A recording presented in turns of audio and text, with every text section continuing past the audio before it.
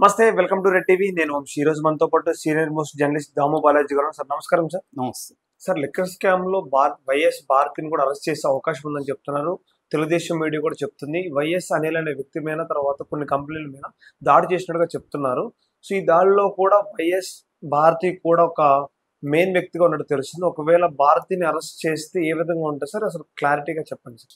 ఇప్పుడు తెలుగుదేశం మీడియా అంతా దీని మీద డిబేట్ పెట్టింది. అదేంటంటే వైఎస్ భారతి రెడ్డిని అరెస్ట్ చేయబోతున్నారు అని చెప్పి. ఎందుకంటే నిన్న మొన్న సిట్టు కొన్ని ఆఫీసుల మీద దాడి చేసింది. ఆ ఆఫీసులు, ఆ కంపెనీలలో భారతి రెడ్డి కూడా డైరెక్టర్గా ఉంది, కాబట్టి ఆమెను కూడా అరెస్ట్ చేయొచ్చు అన్న ఒక వార్తని వీళ్ళు తెలుగుదేశం మీడియా వైరల్ చేస్తుంది. దీన్ని సహజంగానే వైసీపీ మీడియా ఖండిస్తుంది. అసలు ఏం జరిగింది, భారతిరెడ్డి ఏ కంపెనీలో డైరెక్టర్గా ఉంది, అసలు సిట్టు లేటెస్ట్గా ఏ కంపెనీల మీద దాడి చేసింది, ఈ విషయాల గురించి మనం మాట్లాడుకుందాం.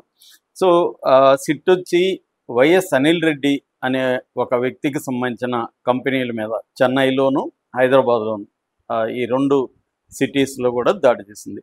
ఈ వైఎస్ అనిల్ రెడ్డి ఎవరంటే జగన్కి పెదనాన్న జార్జి రెడ్డి అని ఉన్నాడు, ఆయన కొడుకు అనమాట. ఇతను పులివెందులో పుట్టిన చెన్నైలో స్థిరపడ్డాడు. చెన్నైలో కంపెనీలు ఉన్నాయి. చెన్నై నుంచి ఆఫ్రికాలో కూడా అనేక దేశాల్లో కంపెనీలు ఉన్నాయి. ఇతను జగన్కి బినామేనా అంటారు. ఇతనిది గతంలో జేసీకేసీ అనే ఒక కంపెనీ ఉంది. ఆ కంపెనీ తరపున జగన్ అధికారంలో ఉన్నప్పుడు ఇసుకని పెద్ద ఎత్తున స్మగ్లింగ్ చేశారు అనేది కూడా తెలుగుదేశం ఆరోపిస్తుంది. ఇతను స్మగ్లింగ్ చేసి ఇటు చెన్నైకి ఇటు బెంగళూరుకి తీసుకెళ్ళి అక్కడ అమ్మేవాడు. ఇతని కంపెనీలు అమ్మేవి జేసీకేసీ అనే కంపెనీ పెద్ద ఎత్తున వచ్చాయనేది చెప్తున్నారు. నిన్న ఇతనికి సంబంధించి చెన్నైలో మైలాపూరు, టీ నగరు, పెరుంగుడి, అరకు కోటై ఈ 4 ఏరియాల్లో మొత్తం 8 కంపెనీల మీద దాడి చేశారని చెప్తున్నారు. అలాగే ఆల్వార్పేట, ఇజాంబాకం ఈ 2 ఏరియాల్లో ఆయన ఇళ్ళు ఉన్నాయి. ఇండ్ల మీద కూడా దాడి చేసి పలు కీలకమైన డాక్యుమెంట్లని స్వాధీనం చేసుకున్నట్టుగా చెప్తున్నారు. అట్లాగే హైదరాబాద్లో కొండాపూరు, ఇంకొక చోట 2 ఆఫీసుల మీద కూడా దాడి చేశారు. ఈయనకొచ్చి మొత్తం 8 కంపెనీలు ఉన్నట్టుగా తెలుగుదేశం మీడియా రాస్తుంది. ఒకటి షిలోహ్ ఇన్ఫ్రా, వన్నా exims, Shiloh industries, 4X impacts, తర్వాత Indo rocks, worky space, Sri Govindaraja mills, transil biologics, ఈ 8 కంపెనీలు ఉన్నాయి. ఈ 8 కంపెనీల తరపున ఈ లెక్కర డబ్బులు ఏవైతే వచ్చాయో ఈ డబ్బుల్ని ఈయన కంపెనీల ద్వారా పంపించారని, ముఖ్యంగా 2019 కానీ 2024లో 19 నుంచి 24 వరకు జగన్ గవర్నమెంట్ వరకు, ముఖ్యంగా ఎలక్షన్ల ముందు ఈ కంపెనీల ద్వారా అభ్యర్థులకి నిధులు సమకూర్చడానికి ఈ కంపెనీలను వాడుకున్నట్టుగా చెబుతున్నారు. అంటే లీగల్ ప్రాసెస్లో ఈ కంపెనీల ఆఫీసులన్నీ ఉన్నాయి కాబట్టి వీటి ద్వారా చేశారనేది అభియోగం. దీనికి సంబంధించి డాక్యుమెంట్స్ అంతా తీసుకున్నారు. అట్లాగే ఆఫ్రికాలో కూడా మైనింగ్ అండ్ లిక్కర్, ఆఫ్రికాలో ఏంటంటే చీప్ లిక్కర్ అంటారు. చీప్ లిక్కర్ది మన ముఖ్యంగా రాయలసీమ నుంచి చాలా దేశాల్లో, ఆఫ్రికన్ కంట్రీల్లో చీప్ లిక్కర్ ఉంటుంది. అక్కడ కంపెనీలు పెట్టి చేస్తుంటారు. చాలామంది, ఎక్కువ మంది రెడ్లే ఉంటారు. అందులో జగన్ బంధువులు చాలామంది ఆఫ్రికాలో ఉంటారు. ఒకప్పుడు సిసి రెడ్డి విసు కన్సల్టెన్సీ, ఈ సిసి రెడ్డి ఫస్ట్ స్టార్ట్ చేశాడని చెప్తారు ఆఫ్రికాలో. ఎందుకంటే ఆయన ఎడ్యుకేషన్ కన్సల్టెన్సీ ఉన్నప్పుడు ఈ లిక్కర్ ఇక్కడ అమ్మగలిగితే బాగుంటుంది, వాళ్ళకి ఎక్కువ మంది పేదలు ఉంటారు, వాళ్ళకి ఫారిన్ లిక్కర్ అందుబాటులో ఉండదు కాబట్టి చీప్ లిక్కర్ తయారు చేసి అమ్మితే బాగుంటుందని ఆయన కనిపెట్టి చేశాడని చెప్తారు. ఆ తర్వాత చాలామంది ఆ కంపెనీలో పనిచేసే వాళ్ళు, ఆ రెడ్డి బ్యాచ్, వీళ్ళందరూ అక్కడ ఆఫ్రికాలో వివిధ దేశాల్లో చేసేవాడు. అలాగా ఈయన అనిల్ రెడ్డి కూడా జగన్కి బినామీగా చేస్తున్నాడని. ఇప్పుడు వీళ్ళ ఆరోపణ ఏంటంటే 2 కంపెనీల్లో, షిలోహ్ ఇన్ఫ్రా అండ్ 4X ఇంపాక్ట్స్, ఈ 2 కంపెనీల్లో 2020 వరకు వైఎస్ భారతిరెడ్డి డైరెక్టర్గా ఉన్నింది అనేది ఇటు జ్యోతిలో కానీ ఈనాడులో కానీ వచ్చింది క్లియర్గా ఫ్రంట్ పేజీలో. సో అందువల్ల ఆమెకు కూడా దీంట్లో వాటా ఉంది, ఈ స్కామ్లో వాటా ఉంది కాబట్టి ఆమెను కూడా ఇప్పుడు యాడ్ చేయబోతున్నారు అని. ఇదంతా ఎవరు చెప్పారు అంటే ఈ అనిల్ రెడ్డికి పర్సనల్ అసిస్టెంట్ దేవరాజు అనే అతన్ని వీళ్ళు అరెస్ట్ చేశారు. అతన్ని విచారించారు. అతను విచారించినప్పుడు అతనే ఈ విషయాలన్నీ బయట పెట్టాడని చెప్తున్నారు. ఈ దేవరాజ్ ఏంటంటే చిత్తూరు జిల్లా శాంతిపురం మండలం. ఈ కేసులో భారతీ సిమెంట్స్లో పనిచేసిన, చాలా కాలం పనిచేసిన బాలాజీ గోవిందప్ప అనే అతను కూడా ఆల్రెడీ అరెస్ట్ చేశారు. అతను A33 అక్యూజన్ నెంబర్ 33గా ఉంటున్నాడు. సో వాళ్ళది కూడా ఈ శాంతిపురం మండలే, అంటే సేమ్ విలేజ్ అనమాట, మండలే.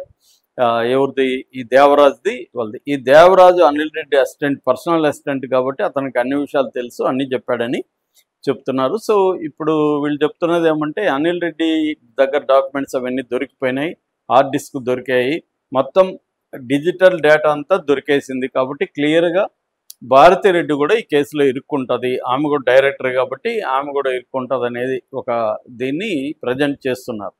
అయితే సాక్షి దీని మీద కూడా పెద్ద కథనం రాసింది, ఫ్రంట్ పేజీ కథనం. వాళ్ళు ఏం చెప్తున్నారంటే అసలు భారతిరెడ్డి లేదు దాంట్లో, ఒక ఆవిడ ఉంది, భారతి, వైఎస్ భారత్ అని ఉంది, భారతిరెడ్డి అని పేరుంది డైరెక్టర్గా. అయితే ఈమె కాదు.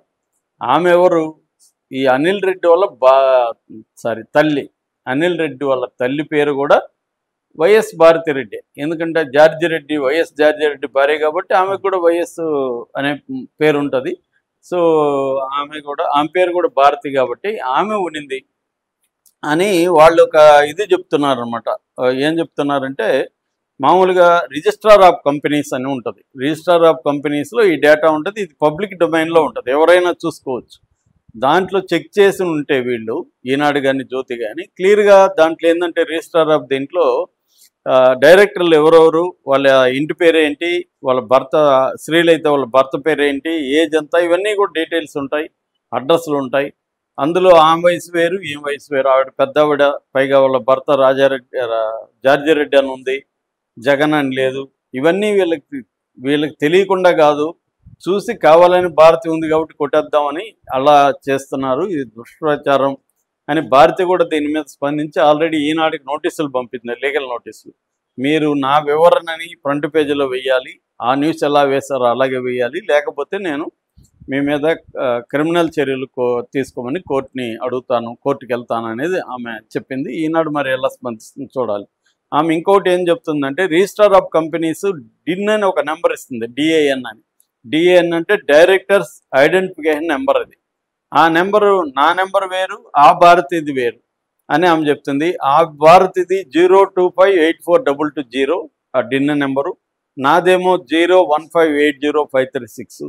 సో నా నెంబర్లో మీరు చెక్ చేసుకోవచ్చు. ఈ నెంబర్ ఏంటంటే, ఈ నెంబర్ ప్రకారం వాళ్ళు ఏ కంపెనీలో గతంలో డైరెక్టర్లుగా ఉన్నారు, ఇప్పుడు డైరెక్టర్లుగా ఉన్నారు, మొత్తం డేటా వచ్చేస్తుంది. అలాగా చూసుకున్నప్పుడు అనిల్ రెడ్డి తల్లి వైఎస్ భారతి తప్ప నేను కాదు, కానీ మీరు అవి చెక్ చేసుకోకుండా, లేదా చెక్ చేసినా కూడా కావాలని ఒక దుష్ప్రచారం, విషప్రచారం చేయాలని ఇలా వెళ్తున్నారు అనేది ఆమె ఆరోపిస్తుంది. సో ఈ నిజాలు అయితే బయటికి రావాల్సి ఉంది. అంటే ఇక్కడ తెలుగుదేశం మీడియా ఒక ఆరోపణ చేస్తుంటే